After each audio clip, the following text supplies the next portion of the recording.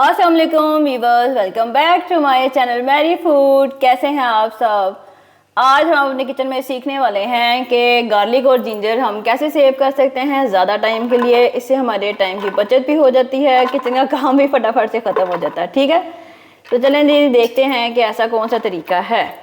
ये मैंने बराबर क्वांटिटी में ले लिया था गार्लिक और जिंजर। ठीक है, लहसुन अदरक बराबर बराबर ले लिया था। अब क्या करेंगे, अगर मैरी फूड पे न्यू हैं तो जल्दी से मैरी फूड को सब्सक्राइब कर लें, बेल के आइकन को प्रेस कर दें ताकि मेरी आने वाली लेटेस्ट वीडियो सबसे पहले आप तक पहुंच सके। ठीक है, गार्लिक जिंजर के साथ आधा कप आपने ऑयल शामिल कर दिया।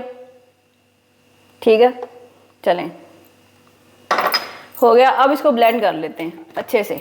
अगर आपको ये लगेगा कि ब्लेंडर जग में से बू आना शुरू हो जाएगी तो उसका मैं आपको हल बता देती हूँ कि आपने इसको पानी में सिरका डाल के 2-4 खाने के चम्मच तो इसको थोड़ी देर के लिए रख दें, फिर अच्छे से साबुन के साथ धो लें, खुशबू खत्म हो जाएगी गार्लिक जिंजर की। ठीक है, चलें इसको ब्लेंड करते हैं।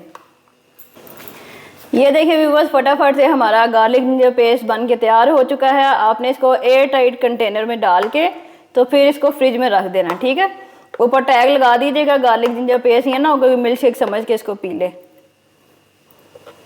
ज़बरदस्त हमारा गार्लिक जिंजर पेस्ट बन के तैयार हो चुका है। इस तरह के लाइफ हैक आपके लिए लेके आती रहूँगी जब फटाफट से बन जाए करें और हमारी ज़िंदगी आसान हो जाए, टाइम भी बच जाए हमारा।